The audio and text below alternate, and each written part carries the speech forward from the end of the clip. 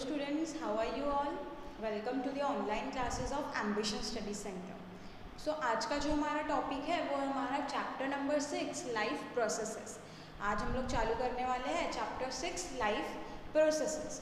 सो basically life processes मतलब क्या? Life processes मतलब ऐसी प्रोसेस जो डे टू डे लाइफ के फंक्शनिंग के लिए, day to day life properly function हो पाए उसके लिए अगर जो प्रोसेसेस इम्पॉर्टेंट है, ऐसे प्रोसेसेस को हम कहते हैं life processes. These processes are known as life processes. ना सबसे पहले तो हमको देखना पड़ेगा कि लिविंग ऑर्गेनिजम्स को हम किस तरीके से डिफाइन कर सकते हैं, यानी हम कौन से ऑर्गेनिजम्स को कहेंगे कि वो लिविंग है और किसको कहेंगे कि नॉन लिविंग है. यह हमको पहले बेसिस डिसाइड करना पड़ेगा. एंड जब हमको पता है कि ये सारी चीज़ें लिविंग है तो उनमें फिर हमको लाइफ प्रोसेस स्टडी करनी पड़ेगी बेटा. सो किसी भी ऑर्गेनिज्म को या किसी भी चीज़ को हम किस बेसिस पे लिविंग कहते हैं? On what basis do we call it as living?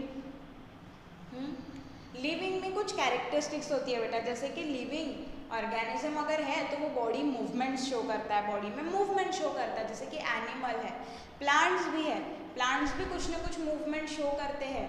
वो भले ही मूवमेंट स्लो होती है, ज़्यादा कंसिडरेट यानी बड़ी मूवमेंट्स नहीं होती है, but yes they do show movements.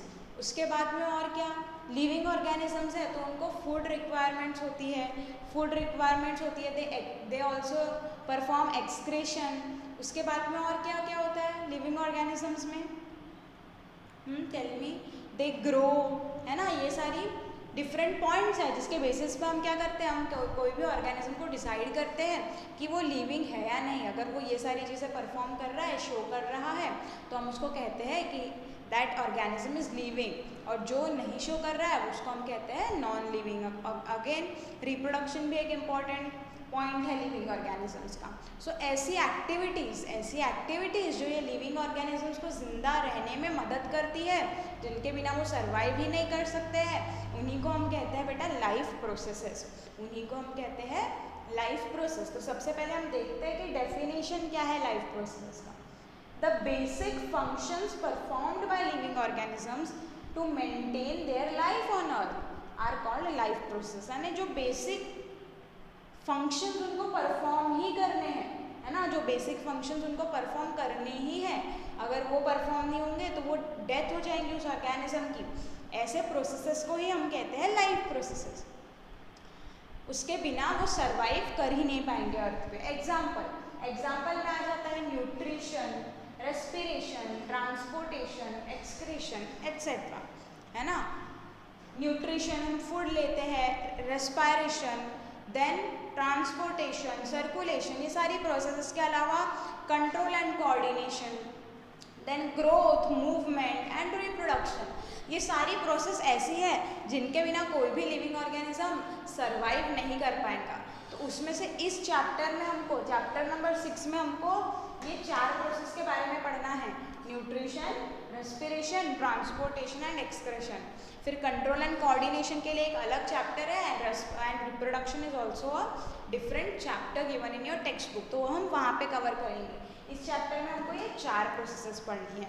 Now tell me, कोई भी लिविंग ऑर्गेनिज्म है उसको कोई भी फंक्शन उसके बॉडी में परफॉर्म करना है, कोई भी काम, कोई भी फंक्शन परफॉर्म करना है, सो उसको एनर्जी लगेगी. तो उसको एनर्जी कहाँ से मिलती है? The energy is obtained from the food that we consume. जो भी खाना हम लोग खाते हैं या कोई भी ऑर्गेनिज्म जो फूड कंज्यूम करता है, वहीं से उसको एनर्जी मिलती है. And that process is nutrition. वो हो गया हमारा न्यूट्रिशन का प्रोसेस. ठीक है, फूड कंज्यूम करना. उसके बाद में हमने फूड खा तो लिया है, लेकिन हमको एनर्जी प्रोडक्शन करनी है. फूड में से एक्चुअली में एनर्जी एक्सट्रैक्ट करनी है, एनर्जी निकालनी है. तो उसके लिए बेटा अलग अलग रिएक्शंस बॉडी में होती है, जैसे reduction, oxidation. These are different types of reaction that you will study in chemistry. Chemical reactions वाले चैप्टर में आप ये रिएक्शंस पढ़ोगे. वेरियस ऑक्सीडेशन, रिडक्शन रिएक्शंस ज़रूरी होती है किस चीज़ के लिए? फूड में से एनर्जी निकालने के लिए. एंड ऑक्सीडेशन जब रिएक्शन वहाँ पे हो रही है तो वहाँ पे ऑक्सीजन लगता है बेटा, ऑक्सीजन. सो ये ऑक्सीजन चाहिए हमको फूड में से एनर्जी निकालने के लिए. तो ये ऑक्सीजन कहाँ से आएगा? तब वहाँ पे रोल आ जाता है कौन सी प्रोसेस का? रेस्पिरेशन प्रोसेस का रोल आ जाता है बेटा। वहाँ पे रेस्पिरेशन के थ्रू हम ब्रीदिंग करते हैं ना, और ऑक्सीजन बॉडी में सप्लाई होता है और ये ऑक्सीजन पूरे बॉडी में स्प्रेड होता है, जिसके लिए अगर सिंपल ऑर्गेनिजम्स देखो तो उनके पास में एक ही सेल होता है, वो एक ही सेल सारी प्रोसेस परफॉर्म करता है, चाहे न्यूट्रिशन हो या रेस्पिरेशन हो। और बेसिक डिफ्यूजन से वहाँ पे है ना, डिफ्यूजन हायर कॉन्सेंट्रेशन से लोअर कॉन्सेंट्रेशन पे एक्सचेंज ऑफ गैसेज या ऑक्सीजन वगैरह होता है। लेकिन जैसे ही हम कॉम्प्लेक्स और मोर डेवलप्ड ऑर्गेनिजम्स की तरफ आते हैं, तब हमको पता है कि हर एक प्रोसेस को परफॉर्म करने के लिए उसके बॉडी में एक स्पेशल टाइप ऑफ टिश्यूज या ऑर्गन्स और ऑर्गन सिस्टम बने हुए होते हैं। जैसे कि ह्यूमन बींग्स में रेस्पिरेशन के लिए रेस्पिरेटरी सिस्टम इज देयर। सो इस तरीके से रेस्पिरेशन का प्रोसेस होगा। उसके बाद में हमने फूड खाया है, सेम चीज़ हमने न्यूट्रिशन लिया है, फूड लिया है, तो वो हो गया कहाँ पे, डाइजेस्टिव सिस्टम में। डाइजेस्टिव सिस्टम में ये सारी प्रोसेस होगी। लेकिन फूड की एनर्जी की रिक्वायरमेंट तो हर एक सेल को है, हर एक सेल को है। तो ये जो हमने फूड कंज्यूम किया, वो फूड फिर कॉम्प्लेक्स फूड हमने खाया है तो उसका सिंपल फूड में ब्रेकडाउन होता है। वो सिंपल फूड में ब्रेकडाउन होने के बाद वो पूरे बॉडी में डिस्ट्रीब्यूट होगा बेटा, पूरे बॉडी में फैलेगा, हर एक सेल तक जाएगा। कौन, फूड। अब फूड में से एनर्जी निकालने के लिए मैंने बताया ऑक्सीजन की ज़रूरत होती है, तो उस तरीके से ऑक्सीजन भी रेस्पिरेटरी सिस्टम के थ्रू आया, लेकिन उसको भी हर सेल तक जाना ज़रूरी है।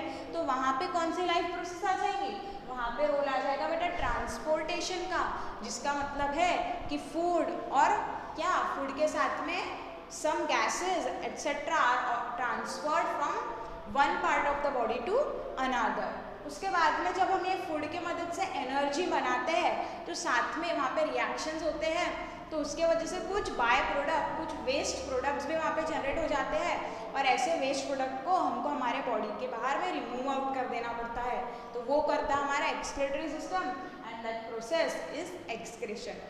इस तरीके से बहुत सारी लाइफ प्रोसेस होते रहती है। कंट्रोल एंड कोऑर्डिनेशन हमारे बॉडी के सारे मूवमेंट्स को, सारी एक्टिविटीज़ को कोऑर्डिनेट करता है।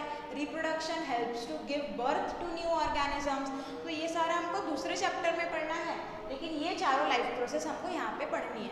तो हमको पता है कि अगर ये बेसिक प्रोसेस होंगी ही नहीं तो इंसान का एक दिन भी सर्वाइव करना मुश्किल हो जाएगा।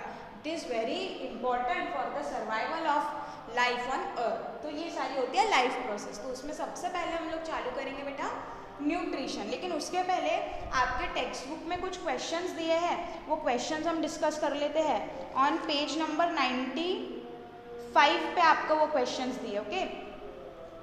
तो question number 1, why is diffusion insufficient to meet the oxygen requirements of multicellular organisms like humans। Human being जैसे मल्टीसेलुलर ऑर्गेनिज्म है, यूनिसेलुलर ऑर्गेनिज्म है, तो वहाँ पे exchange of gases simple diffusion के थ्रू होता है, सिंपल डिफ्यूजन के थ्रू होता है ना।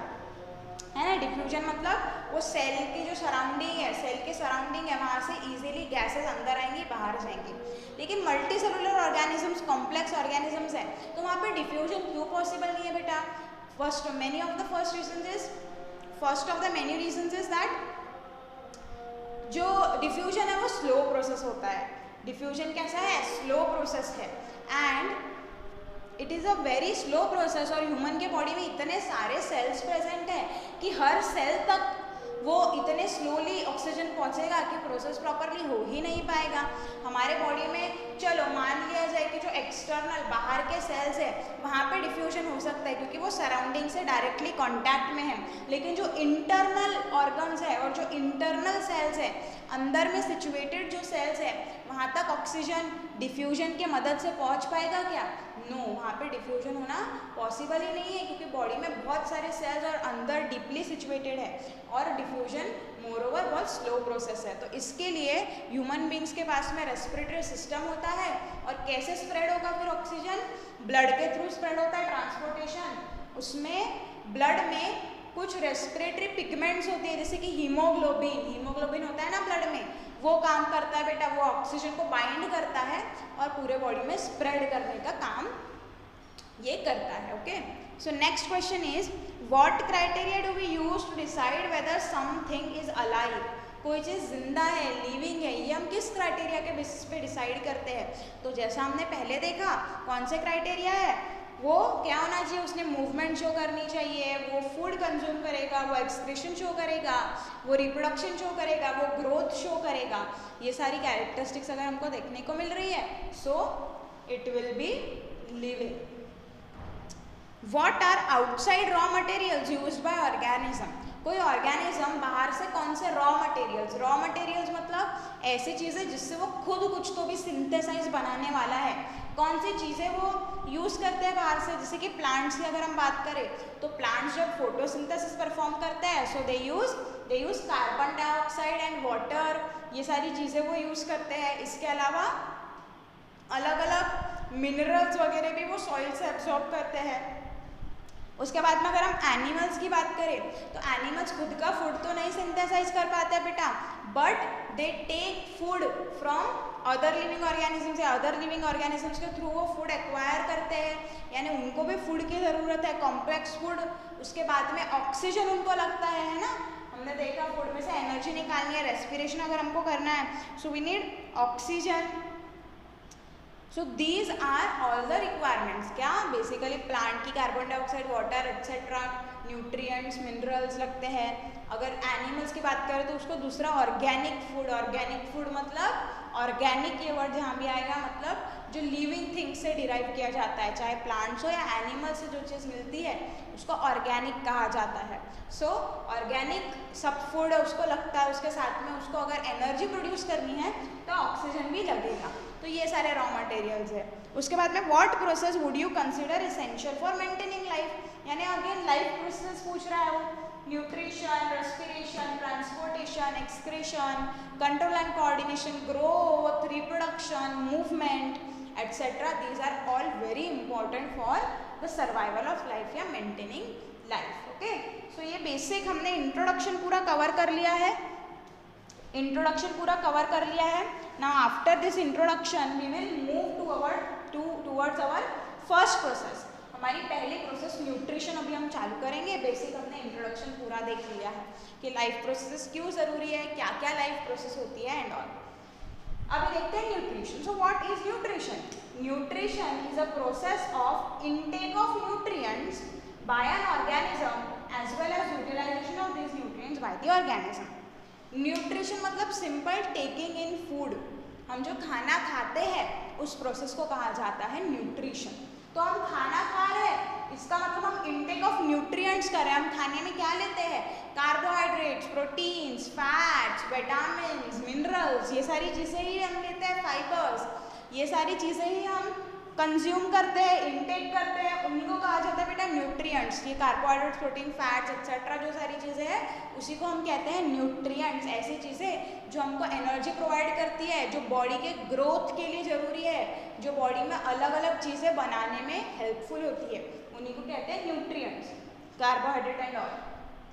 सो वो इनटेक करेगा और इनटेक करने के बाद उसका यूटिलाइजेशन मतलब यूज़ ऑफ दोज न्यूट्रिएंट्स, ठीक है। उस न्यूट्रिएंट्स का यूज़ भी होना चाहिए।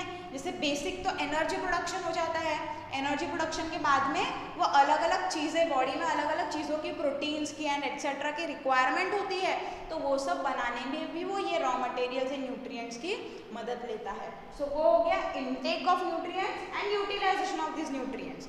हमने न्यूट्रिएंट्स खाए और हमने उनका यूज़ किया, उस प्रोसेस को कहा जाता है nutrition. That process is known as nutrition. Now, this nutrition is basically of two types, यानी modes of nutrition की अगर हम बात करते हैं, न्यूट्रिशन किस किस तरीके से, यानी ऑर्गेनिज्म किस तरीके से न्यूट्रिएंट्स या फूड ले सकते हैं, अगर हम उसकी बात करें, so there are two basic modes of nutrition. One is autotrophic and other is heterotrophic. एक होता है ऑटोट्रॉपिक, एक होता है हेटेरोट्रॉपिक। इसके बारे में हमने थोड़ा बहुत पहले के क्लासेस में भी सीखा होगा। ऑटोट्रॉपिक मतलब जो अपना फूड खुद बनाते हैं, जो खुद अपना फूड सिंथेसाइज करते हैं, जिसमें बेसिकली आ जाते हैं प्लांट्स एंड सम बैक्टीरियाज भी वहाँ पे हैं, लेकिन सबसे इम्पॉर्टेंट है प्लांट्स। प्लांट्स को हम प्रोड्यूसर भी बोलते हैं या ऑटोट्रॉप्स भी बोलते हैं। ऑटोट्रॉप्स क्यों? क्योंकि उनका मोड ऑफ न्यूट्रिशन कौन सा है? ऑटोट्रॉपिक। मतलब क्या?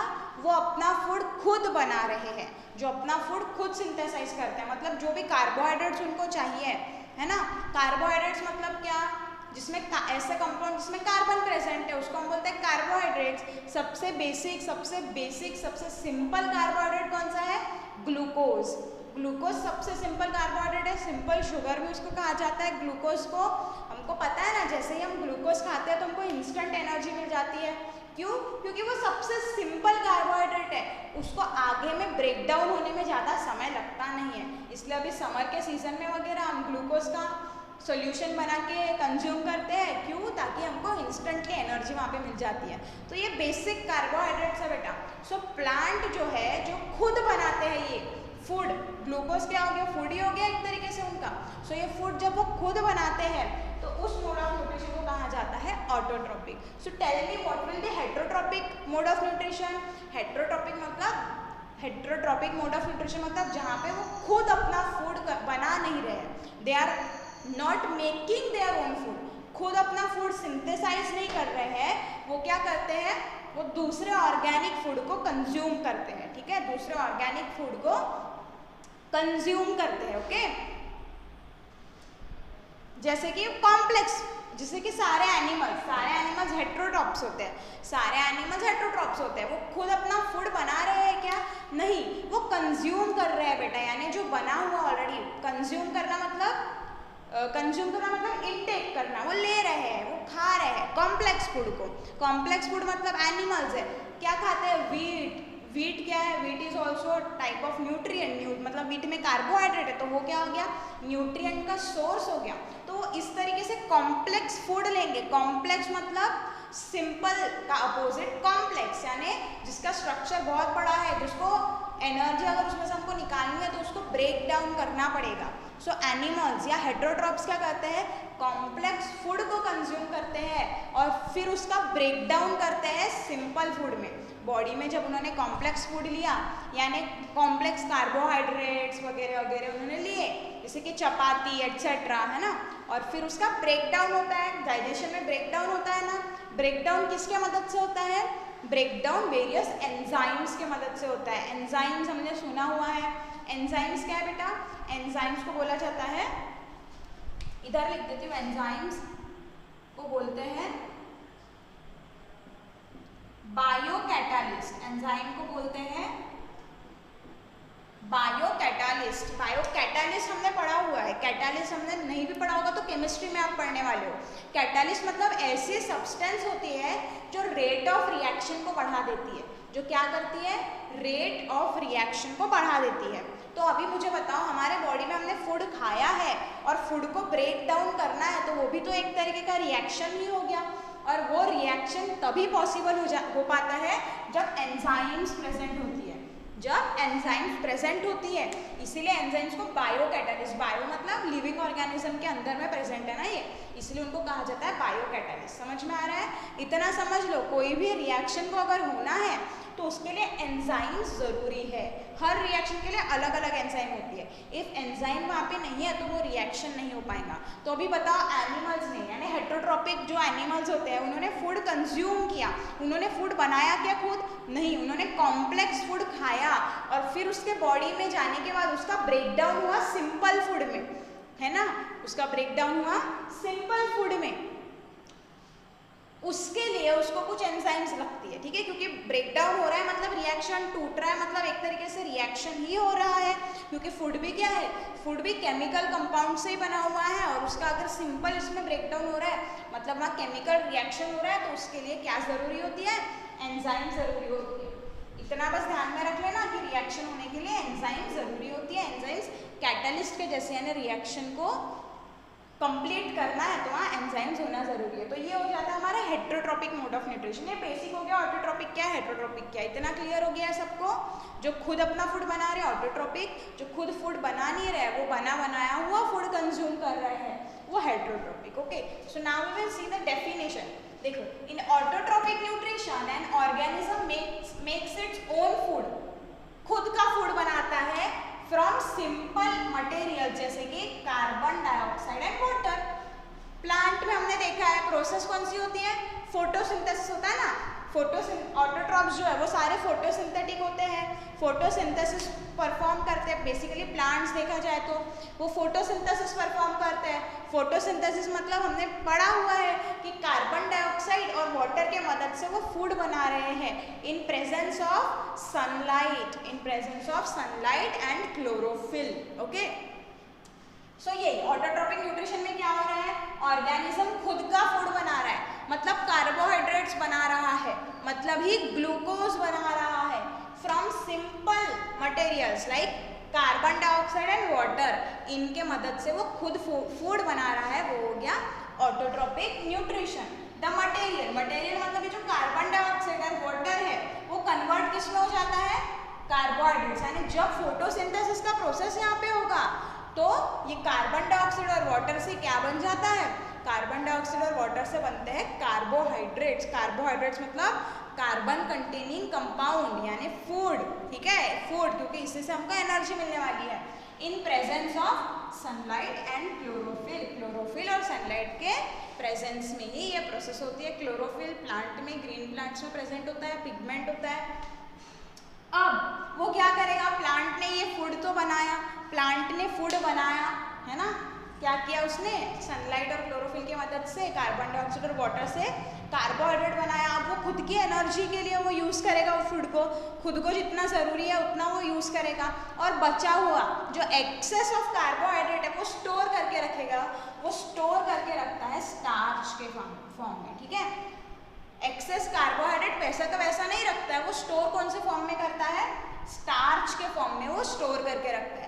अगर एनिमल्स में या ह्यूमन बीइंग में देखा जाए तो एक्सेस कार्बोहाइड्रेट ग्लाइकोजन के फॉर्म में स्टोर होता है, लेकिन प्लांट्स में स्टार्च के फॉर्म में है ना। एक्सेस होगा ना, जितना बनाया उतना पूरा का पूरा तो यूज़ नहीं करते हैं, उसमें से जितना ज़रूरी है उतना यूज़ करेंगे, और बचा हुआ प्लांट स्टार्च के फॉर्म में स्टोर करके रखता है और ह्यूमन बीइंग्स ग्लाइकोजन के फॉर्म में स्टोर करके रखते हैं। ओके, सो अभी आप पूरा फोटोसिंथेसिस का प्रोसेस अच्छे से देखते हैं बेटा कि हाउ एक्चुअली ये फोटोसिंथेसिस या ऑटोट्रॉपिक न्यूट्रिशन किस तरीके से होता है। ओके,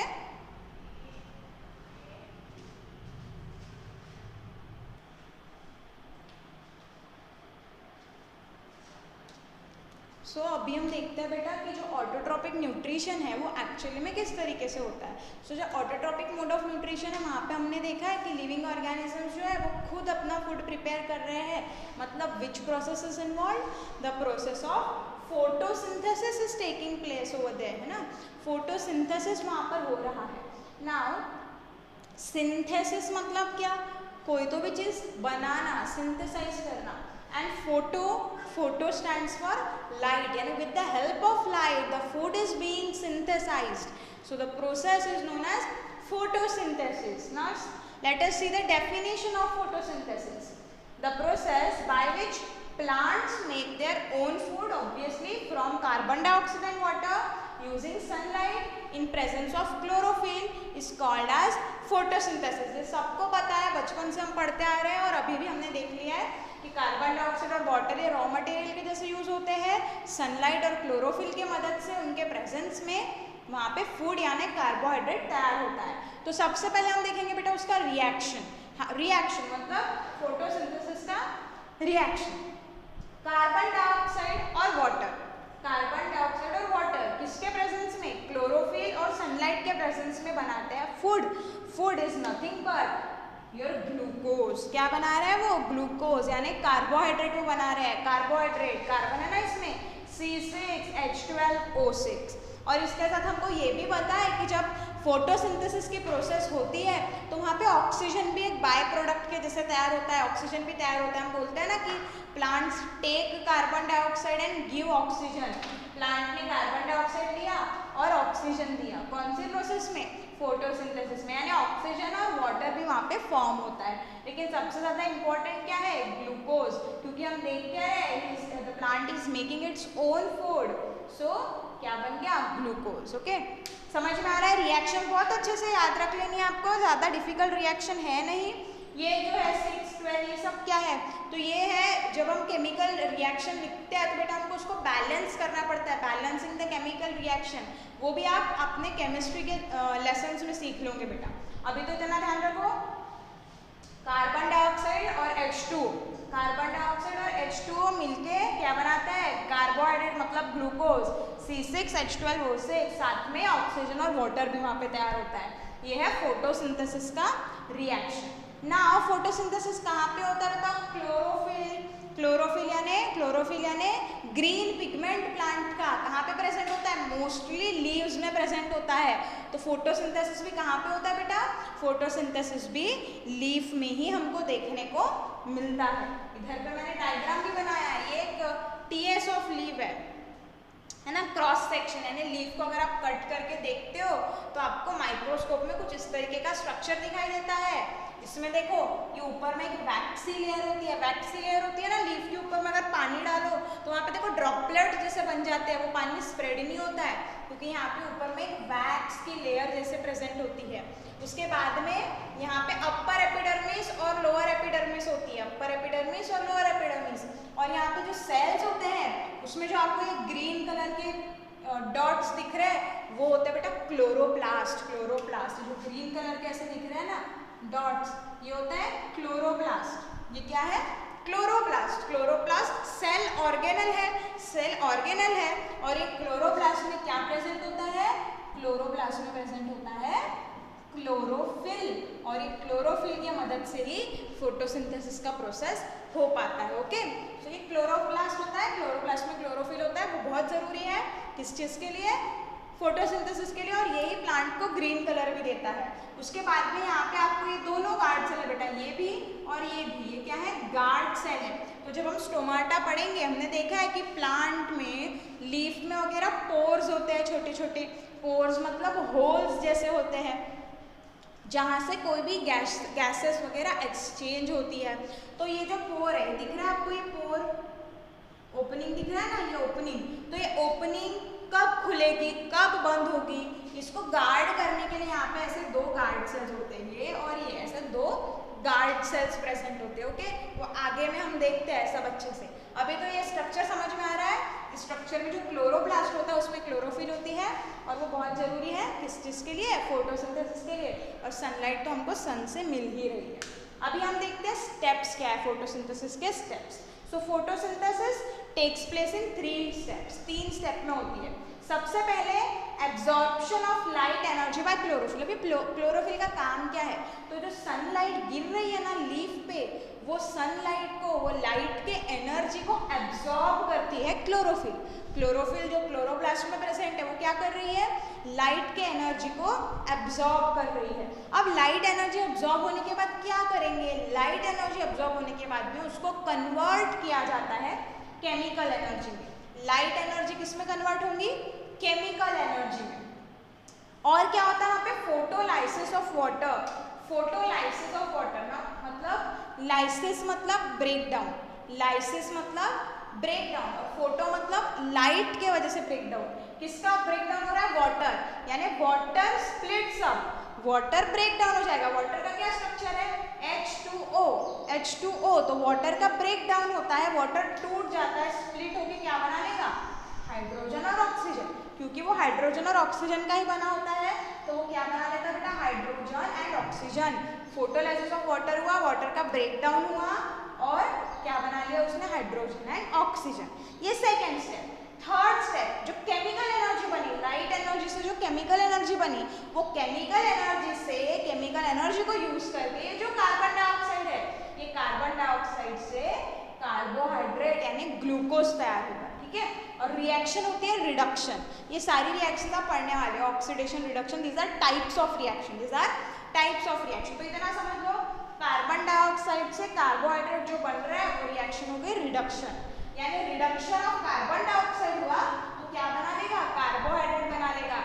कि किसके वजह से हुआ, ये केमिकल एनर्जी की मदद से।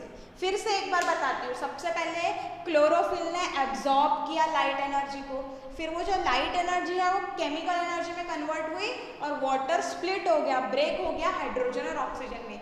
तीसरे स्टेप में जो कार्बन डाइऑक्साइड था वो कार्बन डाइऑक्साइड किस में कन्वर्ट हो गया, ग्लूकोज में, यानी कार्बोहाइड्रेट में। इस तरीके से हमने लाइट एनर्जी को कन्वर्ट कर दिया केमिकल एनर्जी में, और वहाँ पे फूड यानी कार्बोहाइड्रेट, ग्लूकोज वहाँ पे सिंथेसाइज हो गया। अब क्या करेगा प्लांट को जितना ज़रूरी है उतना ग्लूकोज वो खुद यूज़ कर लेगा, एंड बचा हुआ स्टार्च के फॉर्म में स्टोर करके बेटा वो रख देगा, स्टार्च के फॉर्म में स्टोर करके वो रख देगा। ओके, नाउ अब हमको देखना है कि ये जो प्लांट को जरूरी है, ये raw materials, water, carbon dioxide, ये उसको मिलता कहाँ से है, from where did plant get carbon dioxide and water. So water उसको कहाँ से मिलेगा बताओ, वाटर उसको मिलता है बेटा सॉइल से, सॉइल में उसके रूट्स है, रूट्स वाटर को एब्जॉर्ब करेंगे, रूट्स जब वाटर को एब्जॉर्ब करेंगे तो वो वाटर पूरा पहुंचेगा प्लांट तक, ट्रांसपोर्टेशन होगा उसका, आगे में हम देखने वाले हैं किस तरीके से ट्रांसपोर्टेशन होता है, आगे चैप्टर में हम ये देखेंगे।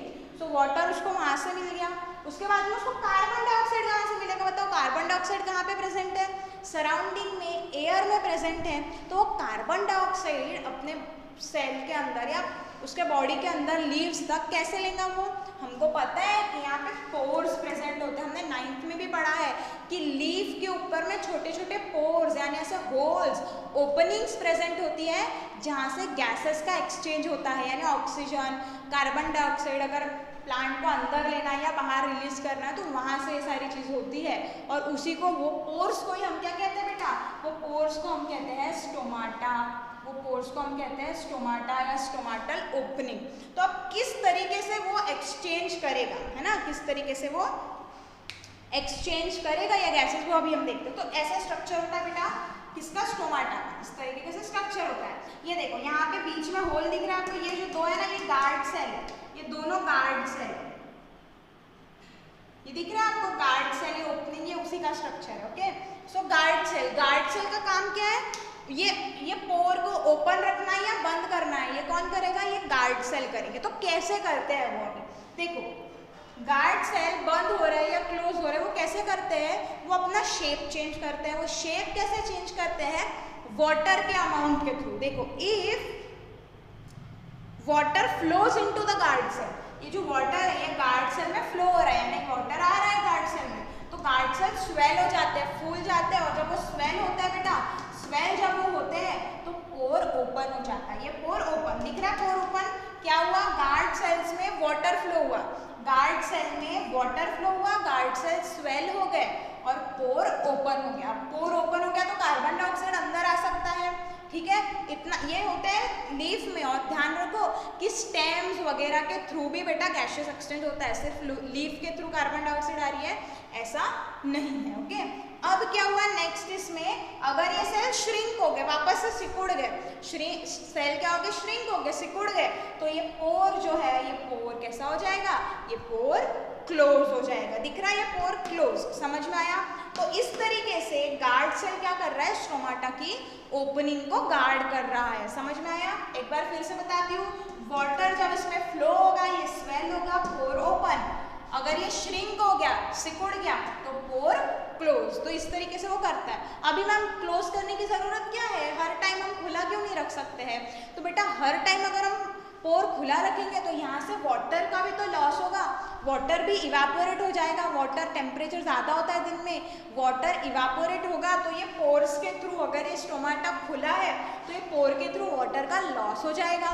तो इसीलिए वाटर का लॉस ना हो तो इसीलिए स्टोमाटा क्लोज होके रहता है, और जब कार्बन डाइऑक्साइड की ज़रूरत है तभी ये स्टोमाटा ओपन होगा और कार्बन डाइऑक्साइड अंदर आएगा या ऑक्सीजन बाहर जाएगा। ओके, सो इस तरीके से प्रोसेस हो रही है। तो आप देखो, बताओ मुझे कि इफ जो डेजर्ट वाले प्लांट्स हैं क्या वो अफोर्ड कर सकते हैं दिन में ये पोर खोलना?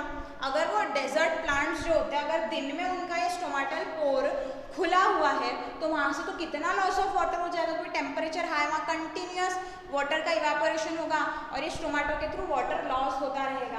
तो वहाँ पे वो लोग क्या करते हैं बेटा, वहाँ पे ना वो लोग रात को कार्बन डाइऑक्साइड, रात को ये स्टोमाटा का पोर ओपन करेंगे क्योंकि रात में टेम्परेचर कम है, यानी वाटर का इवापोरेशन वहाँ पे हो नहीं रहा है, और वाटर का इवापोरेशन ज़्यादा हो नहीं रहा है तो वो स्टोमाटा ओपन कर सकते हैं। तो वो रात को क्या करते हैं, रात को कार्बन कार्बन डाइऑक्साइड तो रहेगा ही, दिन में भी रहेगा रात में भी रहेगा, तो रात को वो कार्बन डाइऑक्साइड ले लेंगे, रात को कार्बन डाइऑक्साइड ले लेंगे, लेकिन रात को तो सनलाइट नहीं है, रात को सनलाइट नहीं है, तो वो क्या करते हैं फिर ये कार्बन डाइऑक्साइड को एक दूसरे कंपाउंड में, इंटरमीडिएट यानी एक बीच वाले कंपाउंड में, एक किसी दूसरे कंपाउंड में कन्वर्ट करके रख देते हैं, कन्वर्ट करके रख देते हैं ताकि सुबह जब हो और फिर से जब सनलाइट आए तो वो जो कन्वर्ट किया हुआ कंपाउंड है कार्बन डाइऑक्साइड का, उससे वो फूड बना सके, उससे वो फूड बना सके। इसका मतलब क्या है, ये जो तीनों स्टेप्स है जरूरी नहीं है कि एक के बाद एक इमीडिएटली हो, यानी एक ये फर्स्ट हुआ फिर सेकंड फिर थर्ड, एक के बाद एक हो, ऐसा जरूरी नहीं है। डेजर्ट प्लांट्स जो है वो क्या करते हैं, रात को कार्बन डाइऑक्साइड लेके उसको एक दूसरे कंपाउंड में बना के रख देंगे, है ना, ताकि बाद में दिन के टाइम पे वो कार्बन डाइऑक्साइड को फिर से यूज करके वो क्या कर सके, फूड बना सके, कार्बोहाइड्रेट्स बना सके with the help of sunlight. दिन में नहीं ले सकते ना वो, क्योंकि लॉस ऑफ वाटर हो जाएगा अगर वो स्टोमाटा खोलेंगे कार्बन डाइऑक्साइड लेने के लिए, तो ओके। सो इस तरीके से पूरी फोटोसिंथेसिस की प्रोसेस बेटा हो रही है। समझ में आया, वाटर कैसे लिया, सॉइल के थ्रू कार्बन डाइऑक्साइड कैसे आया, ये वाला कंसेप्ट भी हमने यहाँ डिस्कस कर लिया, क्लोरोप्लास्ट ये सब हमने डिस्कस कर लिया, ये पूरा हो गया आपका फोटोसिंथेसिस। अब इसके अलावा प्लांट को और बाकी की चीज़ें को, न्यूट्रिएंट्स की भी तो ज़रूरत होती है ना, सिर्फ कार्बोहाइड्रेट ही बनाने हैं क्या प्लांट को, नहीं, प्लांट को प्रोटीन्स भी बनाने हैं, प्लांट को और डेवलपमेंट के लिए अलग अलग न्यूट्रिएंट्स, मिनरल्स जैसे फॉस्फोरस, मैग्नीशियम, इन सब चीज़ों की भी ज़रूरत होती है। तो वो कहाँ से लेगा प्लांट, बताओ वो प्लांट कहाँ से लेगा, अगेन प्लांट वो सॉइल से लेगा। हम सॉइल में फर्टिलाइजर्स डालते हैं ना, खाद वगैरह जिसको बोलते हैं, उसमें बेटा फॉस्फेट्स, नाइट्रेट्स, नाइट्राइट, ये सारी चीज़ें प्रेजेंट होती है जिससे प्लांट की बाकी की ज़रूरतें पूरी हो जाए, जैसे कि नाइट्रोजन, फॉस्फेट्स, मैग्नीशियम, ये भी उसको चाहिए होता है, तो कहाँ से लेगा, सॉइल के थ्रू लेगा। नाइट्रोजन बहुत ज़रूरी होता है बेटा प्रोटीन बनाने के लिए, अगर नाइट्रोजन उसको नहीं मिल रहा है तो प्रोटीन प्लांट तैयार ही नहीं कर पाएगा, प्रोटीन प्लांट बना नहीं पाएगा। जैसे कार्बन डाइऑक्साइड और वाटर जरूरी है ग्लूकोज बनाने के लिए, वैसे ही प्रोटीन बनाने के लिए नाइट्रोजन जरूरी है। तो हमने 9th में वगैरह ये कंसेप्ट डिस्कस किया था कि प्लांट नाइट्रोजन कैसे लेता है, प्लांट नाइट्रोजन लेता है नाइट्रेट्स और नाइट्राइट के फॉर्म में, वो फ्री नाइट्रोजन नहीं ले सकता, वो फ्री नाइट्रोजन यूज़ नहीं कर सकता है, तो वो क्या करेगा, अगर सॉइल में नाइट्राइट्स और नाइट्रेट्स प्रेजेंट है तो वो वहाँ से एब्जॉर्ब कर लेगा, और या फिर वो हमने देखा था ना नाइट्रोजन फिक्सेशन वहाँ पे होता है, कुछ बैक्टीरियाज वगैरह जो है वो क्या करेंगे, जो एटमॉस्फेयर के नाइट्रोजन है उसको नाइट्रेट्स और नाइट्राइट में कन्वर्ट करेंगे और फिर प्लांट वो नाइट्रेट्स और नाइट्राइट्स को यूज़ करेगा। तो इस तरीके से प्लांट अपनी बाकी की रिक्वायरमेंट्स को भी पूरी करता है थ्रू सॉइल। सो ये पूरा हो गया हमारा फोटोसिंथेसिस का प्रोसेस। समझ में आ गया है सबको? प्रॉपर इसके नोट्स आप लोग सब बना लेंगे, सब लोग आप प्रॉपरली इसके नोट्स तैयार कर लेंगे अच्छे से, डायग्राम के साथ, रिएक्शन के साथ, पूरा फोटोसिंथेसिस का नोट्स आप लोगों को तैयार कर लेना है। अब आपको कुछ एक्टिविटीज़ दी है, वो एक्टिविटीज़ में उन्होंने बताया है कि एक्चुअली में सनलाइट ज़रूरी है कि नहीं है फोटोसिंथेसिस के लिए, कार्बन डाइऑक्साइड ज़रूरी है कि नहीं है, सनलाइट ज़रूरी है कि नहीं है, ये सारी चीज़ें उन्होंने क्या बताई है, एक्टिविटीज़ के थ्रू प्रूव किया है। तो हम वो एक आधी एक्टिविटी अभी डिस्कस कर लेते हैं, बाकी की एक्टिविटी आप लोग पढ़ के समझ लेंगे बेटा, ओके। सो अभी मैं बताती हूँ आपको एक्टिविटी क्या है।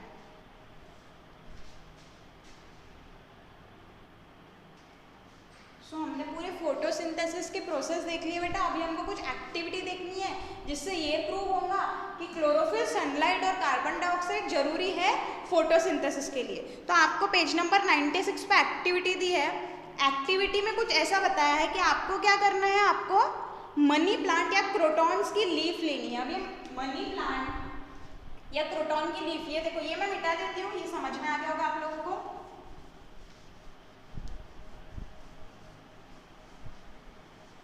है ना, मनी प्लांट की अगर हम लीफ वगैरह देखते हैं बेटा, या क्रोटॉन की, तो उसकी लीफ है ना कुछ ऐसी होती है कि आधी वाइट और आधी ग्रीन होती है ना। तो क्रोटॉन की अगर हम लीफ लेते हैं, क्रोटॉन ये प्लांट की अगर हम लीफ लेते हैं तो उसमें देखो आधा जो पोर्शन है ना बेटा, वो कैसा होता है, वाइट होता है और बीच का पोर्शन ग्रीन होता है। ठीक है, बीच का पोर्शन ग्रीन होता है, आधा वाइट होता है और बीच का पोर्शन ग्रीन होता है ना, partly white and partly green होती है।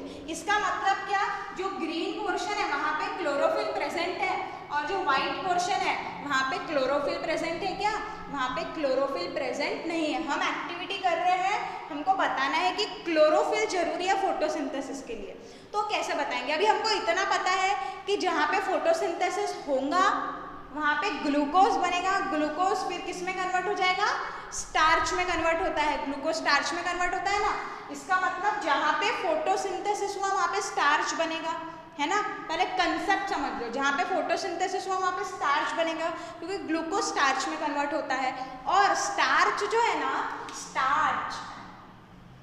स्टार्च को अगर हम आयोडीन के साथ में रिएक्ट कराते हैं, आयोडीन एक एलिमेंट है, अगर हम स्टार्च को आयोडीन के साथ में रिएक्ट कराते हैं तो वो ब्लू ब्लैक कलर देता है बेटा, ठीक है, ब्लू ब्लैक कलर देता है।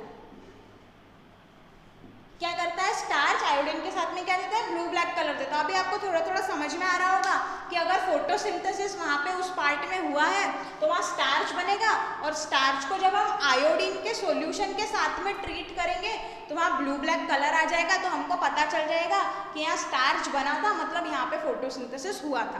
तो देखो हमने क्या किया, हमने एक लीफ लिया है जो पार्टली वाइट है और ग्रीन है, मतलब ग्रीन वाले पार्ट में क्लोरोफिल प्रेजेंट है। अब देखो, अब हमको क्या करना है, हमको उसको डार्क में रखना है, उसको डार्क में रखना है so that all the starch gets used up. फिर हमको क्या करना है, फिर उसके बाद में हमको फिर से उसको सनलाइट में रखना है। फिर से जब हम सनलाइट में रखेंगे तो क्या होगा, फिर से जब हम सनलाइट में उसको रखेंगे तो ग्रीन पार्ट क्या करेगा, ग्रीन पार्ट फोटोसिंथेसिस करना चालू करेगा। हमको यही प्रूव करना है ना कि क्लोरोफिल जरूरी है। तो फिर वहाँ पे हमको क्या करना है, उसके बाद में उसको एक लीफ प्लग करना है। लीफ प्लग करने के बाद हमको उसको बॉइलिंग वाटर में डालना है, बॉइलिंग वाटर में डालना है। बॉइलिंग वाटर में डालने के बाद हमको क्या करना है, हमने उसको बॉइलिंग वाटर में डाला, बॉइलिंग वाटर में डालने के बाद हम उसको अल्कोहल जो होता है ना, बॉइलिंग अल्कोहल में डालेंगे। क्यों, क्योंकि अल्कोहल डीकलराइज कर देता है बेटा, मतलब ये जो ग्रीन वाला पार्ट है वो क्या करेगा, उसको ग्रीन वाले पार्ट को डीकलराइज यानी क्लोरोफिल को रिमूव कर देता है, क्लोरोफिल को रिमूव कर देता है। ये लीफ है हमारी, हमने क्या किया, लीफ में पहले फोटोसिंथेसिस करवाया, फोटोसिंथेसिस करवाने के बाद हमने लीफ लिया, उसको बॉइलिंग वाटर में डाला, बॉइलिंग वाटर में डालने के बाद हमने उसको बॉइलिंग अल्कोहल में डाला। अल्कोहल क्या करेगा, क्लोरोफिल को रिमूव कर देगा, यानी क्लोरोफिल यहाँ से हट गया। क्यों हटाना जरूरी है, क्योंकि मेरे को बताओ अगर वो पहले से ग्रीन कलर का है तो हमको ब्लू ब्लैक कलर वहाँ पे आया कि नहीं वो क्लियरली दिखाई नहीं दे पाएगा, हमको क्लियरली दिखाई नहीं दे पाएगा कि ब्लू ब्लैक कलर आया कि नहीं आया। अगर वो लीफ पहले से ही ग्रीन है तो हमको उसको ग्रीन से कलरलेस बनाना पड़ेगा। ग्रीन से जब वो कलरलेस हो जाएगी यानी कलर उसका रिमूव हो जाएगा, तब अगर वहाँ ब्लू ब्लैक कलर आता है तो हम इजीली आइडेंटिफाई कर पाएंगे। तो हमने उसको अल्कोहल में बॉइल किया तो वो क्या हो गया, उसका क्लोरोफिल रिमूव हो गया, क्लोरोफिल रिमूव हो गया। फिर हमने क्या किया, फिर हमने उसको आयोडीन के सॉल्यूशन के साथ ट्रीट किया। हमने क्या डाला, आयोडीन का सॉल्यूशन, और जैसे ही हमने आयोडीन का सॉल्यूशन डाला ये लीफ के ऊपर में, तो वहां पे ना बेटा बीच में सेंटर में क्या हो गया, ब्लू ब्लैक कलर डेवलप हो गया, ब्लू ब्लैक कलर डेवलप हो गया। आयोडीन सॉल्यूशन डाला तो सेंटर में ब्लू ब्लैक कलर डेवलप हो गया, मतलब ब्लू ब्लैक कलर आ रहा है आयोडीन डालने की वजह से। मतलब आयोडीन किसके साथ रिएक्ट हुआ होगा, आयोडीन स्टार्च के साथ रिएक्ट हुआ होगा। मतलब इतने एरिया में सेंटर में ही ब्लू ब्लैक कलर आया, मतलब सेंटर में ही स्टार्च था। स्टार्च कहाँ से आया, फोटोसिंथेसिस जब हुआ तो ग्लूकोज बना यानी स्टार्च वहां पे बना। इसका मतलब फोटोसिंथेसिस सिर्फ ये बीच वाले पोर्शन में हुआ, इसका मतलब फोटोसिंथेसिस सिर्फ वहीं पे हुआ जहाँ पे क्लोरोफिल था। इधर पे क्लोरोफिल था क्या, इधर पे क्लोरोफिल था ही नहीं, तो यहाँ स्टार्च बना ही नहीं, यहाँ स्टार्च बना ही नहीं, तो ब्लू ब्लैक कलर आयोडीन के साथ डेवलप नहीं हुआ। ब्लू ब्लैक कलर सिर्फ सेंटर वाले पोर्शन में आया, यानी इसका मतलब सिर्फ सेंटर वाले पोर्शन पे फोटोसिंथेसिस हुआ। क्यों सिर्फ सेंटर वाले पोर्शन पे फोटोसिंथेसिस हुआ, क्योंकि सिर्फ वहीं पे क्लोरोफिल प्रेजेंट था, सिर्फ उतना ही पार्ट ग्रीन था, बाकी यहाँ पे क्लोरोफिल था ही नहीं, यहाँ फोटोसिंथेसिस हुआ ही नहीं, यहाँ स्टार्च बना नहीं, और स्टार्च बना नहीं तो वहाँ पे ब्लू ब्लैक कलर डेवलप नहीं हुआ बेटा, आयोडीन के साथ में। तो ये एक्टिविटी से क्या प्रूफ हुआ, ये एक्टिविटी से क्या प्रूफ हुआ कि क्लोरोफिल नहीं होगा तो फोटोसिंथेसिस होगी क्या, फोटोसिंथेसिस नहीं होगी। तो आई होप ये एक्टिविटी क्लियर हो गई होगी।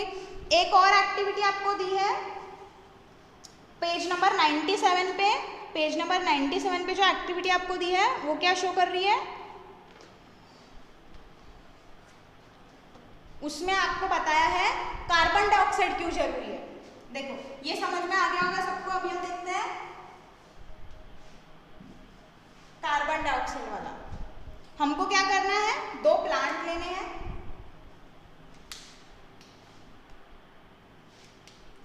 दो प्लांट हम ले लेते हैं यहाँ पे, ठीक है, दो प्लांट हमने ले लिए,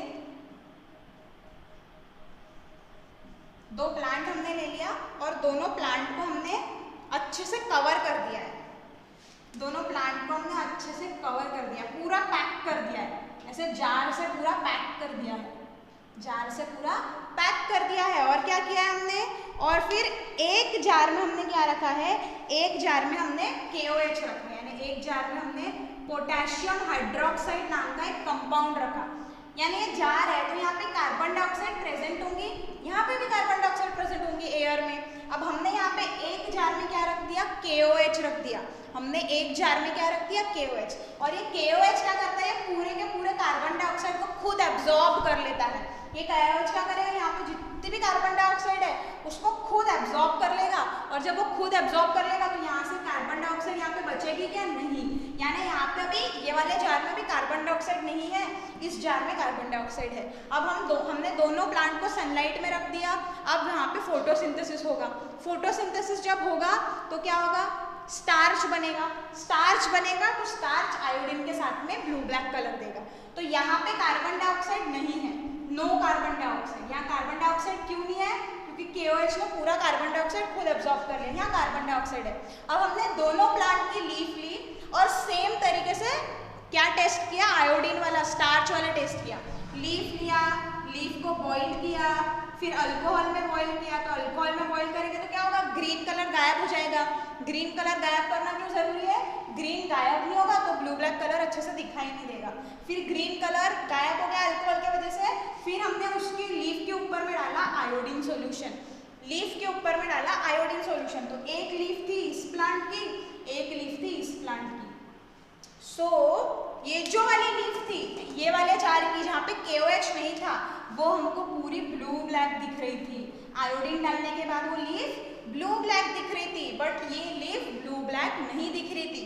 ये वाली लीफ ब्लू ब्लैक दिख रही थी, इसका मतलब यहाँ पे स्टार्च प्रेजेंट है, यहाँ स्टार्च प्रेजेंट है, इसका मतलब यहाँ पे फोटोसिंथेसिस हुआ, क्योंकि फोटोसिंथेसिस हुआ तो ग्लूकोज बनता है और स्टार्च में कन्वर्ट होता है वो। फिर यहाँ पे स्टार्च था, मतलब यहाँ पे फोटोसिंथेसिस हुआ।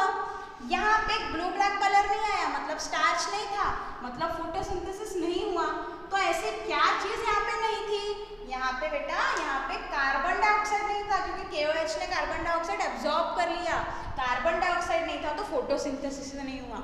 इससे हमको क्या प्रूफ हो रहा है कि कार्बन डाइऑक्साइड भी जरूरी है, किस चीज के लिए, फोटोसिंथेसिस के लिए, फोटोसिंथेसिस के लिए। ठीक है, ये हमारी दोनों एक्टिविटी होगी जिससे हमको प्रूव हो गया कि सनलाइट क्लोरोफिल भी जरूरी है। पहली वाली एक्टिविटी में हमने देखा जो ग्रीन और वाइट वाली लीफ थी, ग्रीन वाले पार्ट में स्टार्च था, मतलब वहाँ फोटोसिंथेसिस हुआ, यानी क्लोरोफिल था इसलिए फोटोसिंथेसिस हुआ। वाइट पार्ट में क्लोरोफिल नहीं था तो फोटोसिंथेसिस नहीं हुआ। सेम कार्बन डाइऑक्साइड सनलाइट के लिए भी आप कर सकते हो। कैसे करोगे सनलाइट के लिए, एक लीफ लो और उसको पूरा कवर कर दो, एल्यूमिनियम फॉइल से पूरा कवर कर दो। एक दूसरी लीफ लो, नॉर्मल लीफ, दोनों को हमने क्या किया, रख दिया सनलाइट के ऊपर में। लेकिन पहली वाली जो लीफ थी जिसको हमने पूरा एल्यूमिनियम फॉइल से कवर किया है, ठीक है, वो क्या होगा, उसमें सनलाइट पड़ नहीं रहा है, दूसरे लीफ पे सनलाइट पड़ रहा है, मतलब दूसरे प्लांट के लीफ पे सनलाइट पड़ रहा है। फिर अगेन आप स्टार्च के लिए टेस्ट करो, पूरा ऐसे करो, अल्कोहल से बॉईल करो, क्लोरोफिल रिमूव हो जाएगा, आयोडीन डालो। तो जो दूसरी लीफ थी जिसको हमने कवर नहीं किया था, वहाँ पे सनलाइट गिर रहा था तो वहाँ पे फोटोसिंथेसिस होगा, तो आयोडीन फोटोसिंथेसिस होगा तो स्टार्च बनेगा, तो आयोडीन के साथ में ब्लू ब्लैक कलर मिलेगा। लेकिन ऐसी लीफ जिसको हमने एल्यूमिनियम फॉइल से कवर कर दिया था, वहाँ सनलाइट नहीं गिर रही थी, तो वहाँ फोटोसिंथेसिस नहीं हुआ, वहाँ स्टार्च नहीं बना, तो उसको जब आप करोगे ना ट्रीट, तो आपको ब्लू ब्लैक कलर, आयोडीन के साथ में ब्लू ब्लैक कलर नहीं देगा बेटा। क्यों? क्योंकि सनलाइट वहाँ गिरी नहीं, तो वहाँ फोटोसिंथेसिस नहीं हुआ। तो इस तरीके से आप पूरा प्रूफ कर सकते हो कि तीनों चीज़ें ज़रूरी है। तो आई होप ये autotrophic mode of nutrition, photosynthesis पूरा समझ में आ गया होगा आपको। एक्टिविटीज़ भी डिस्कस किया है, बहुत अच्छे से नोट्स बना के फोटोसिंथेसिस वाला टॉपिक प्रिपेयर कर लेंगे, क्योंकि आज के क्लास में हमने मेजर ये टॉपिक देखा बेटा। नेक्स्ट इसमें अपन चालू करेंगे हेटेरोट्रोपिक मोड ऑफ न्यूट्रिशन। पूरे नोट्स बना लो और अपनी अटेंडेंस भी लगाते रहा करो लेक्चर के बीच बीच में बार बार, एंड नोट्स अच्छे से बनाएंगे, फोटोज क्लिक करके होमवर्क सेंड करेंगे हमको। आई होप आपको पूरा क्लास समझ में आया होगा। अभी हम आज का क्लास यहीं पे एंड करते हैं। Thank you.